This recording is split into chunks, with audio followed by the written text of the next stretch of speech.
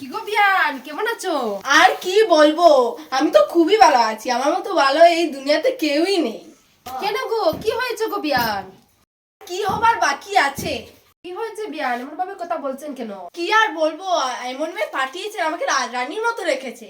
কেন, আমার মেয়ে কি করেছে? আপনি আপনার মেয়েকে জিজ্ঞেস করে নিন কি করেছে। কি জিজ্ঞাসা করবো, আপনি যা বলার বলুন। আমার মেয়ে কি করেছে? আমি যদি বলি তাহলে কথা আর শেষ হবে না। কেন শেষ হবে না, বলুন তো কি হয়েছে বিয়ান?